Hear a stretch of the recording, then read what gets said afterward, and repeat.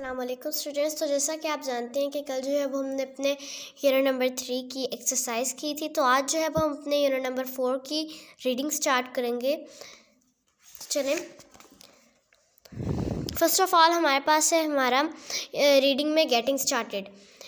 उसमें वो कहते हैं look at the first picture. वो कहते हैं पहली तस्वीर की तरफ देखें। It shows that trees are home to many animals. वो कहते हैं ये दिखाती है कि जो दरख्त हैं वो बहुत से जानवरों का घर है। ऑन द अदर हैंड, दूसरी तरफ, trees provide humans with oxygen. दरख्त इंसानों को सांस मुहैया करते हैं। Trees utilise carbon dioxide to reduce air pollution. कहते हैं दरख्त जो है वो कार्बन डाइऑक्साइड को अपने अंदर जज्ब कर लेते हैं हवा की आलूदगी को कम करने के लिए। इन द सेकेंड पिक्चर, दूसरी तस्वीर में, people are cutting trees to use them for different purposes. कहते हैं दूसरी तस्वीर में जो लोग हैं वो दरख्तों को मुख्तलिफ मकासद में इस्तेमाल करने के लिए उनको काट रहे हैं। तो नेक्स्ट में हम अपनी फुल रीडिंग स्टार्ट करते हैं। हमारी रीडिंग का चैप्टर का नाम है unforgettable moments of my life. Unforgettable, कभी ना भूलने वाले, मोमेंट्स, लम्हात, ऑफ के, माय, मेरी, लाइफ, ज़िंदगी। Unforgettable moments of my life, मेरी ज़िंदगी के कभी ना भूलने वाले लम्हात। I visited my grandparents in Swat 2 years ago। कहते 2 साल पहले मैंने अपने ग्रैंड पेरेंट्स के घर सवात में सफ़र किया या विज़िट किया। दिस ईयर, इस साल, ड्यूरिंग द समर वेकेशन, गर्मियों की छुट्टियों के दरमियान, my father again took us to visit them. मेरे जो अब्बाजान है वो हमें फिर से उनकी तरफ विज़िट या सैर करवाने के लिए ले गए। My family and I were very excited about this visit.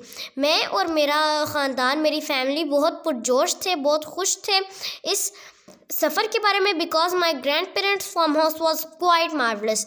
क्योंकि जो मेरे दादा जान का फार्म हाउस था वो बहुत शानदार था। It had tall dense trees with an exotic lush grassy floor. इसके लंबे और घने दरख्त थे।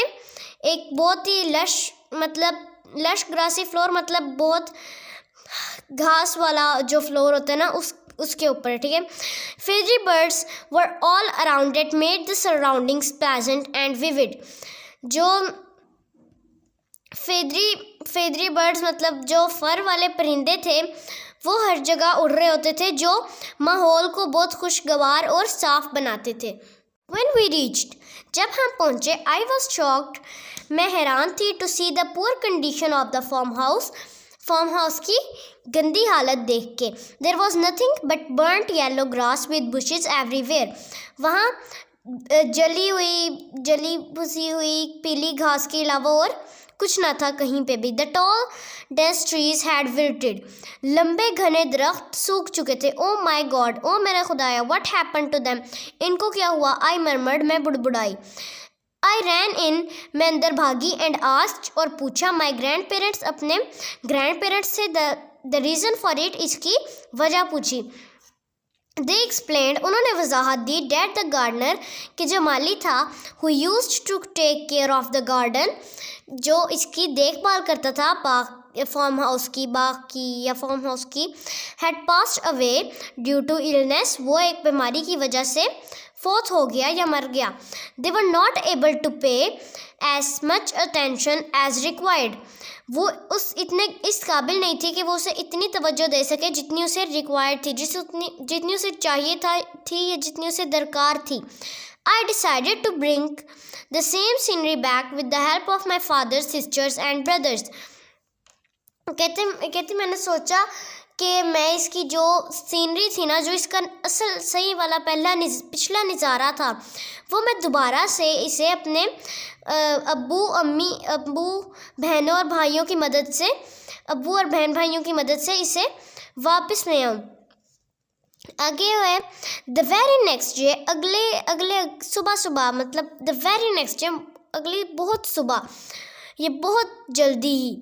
आई requested my father to assign us different responsibilities. वो कहते मैंने अपने अब्बा जान से गुजारिश की कि हमारे मुख्तलिफ ज़िम्मेदारियाँ लगा दें। My elder brother took charge of bringing fertiliser from the market and planting new plants. कहते जो मेरा बड़ा भाई था उसे ये चार्ज दिया गया कि वो मार्केट से खाद लाएगा और नए पौधे लगाएगा। My sister opted to water plants in the afternoon.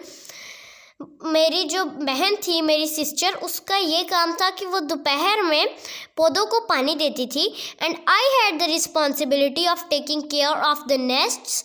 और मेरी ये जिम्मेदारी थी कि मैं जो नेस्ट्स, उधर घोंसले होते थे, उनका ख्याल रखती थी। Where I saw many creepy crawlies, जहाँ मैंने बहुत सारे छोटे मोटे कीड़े मकोड़े से देखे। We started working with full energy. हमने पूरी ताकत से अपना काम शुरू किया। And got everything back to the way, और हर चीज़ उसकी जगह पे वापस आ गई। It used to be within a month's time, और ये कुछ महीनों का काम था। Then we visited Swat valley. फिर हमने सवात वैली का सफ़र किया। We were very excited about this visit. हम इस सफ़र के बारे में बहुत पुरजोश थे। There we decided to ride zip lines. यहाँ हमने जिप लाइन्स लेने का सोचा। We dared each other to try the zip lines to move from one hill to another. वो कहते हैं हमने एक दूसरे को डेयर दिया कि एक जिप लाइन में एक पहाड़ी से, एक हिल से एक दूसरी पहाड़ी पे, एक दूसरी पहाड़ी पे हमने जाना होगा। It was an exciting and memorable experience. ये एक पुरजोश और यादगार तजर्बा था। Soon our holidays ended. जल्द हमारी छुट्टियां ख़त्म हो गई। The days passed so quickly. दिन बहुत तेज़ी से गुजर गए। But we were glad, लेकिन हम खुश थे, that we had restored our farmhouse to its original condition, कि हमने अपने फार्म हाउस को उसकी असली हालत पे वापस ले आए। एंड enjoyed zipline rides, और zipline की भी राइड, उसकी भी सवारी कर ली।